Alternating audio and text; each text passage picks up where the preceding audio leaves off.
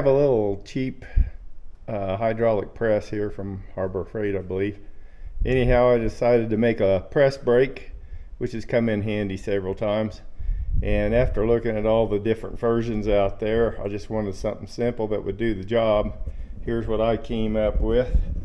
Just got a steel plate with two pieces of 1.5 or 2 inch angle on top, welded on the top section angle, but I reinforced the inside of it with steel and made a simple little clamp for the top, and it gets the job done. Some of them are spring-loaded return and pretty fancy, but if you're doing anything 1/4 inch or less, this does a great job.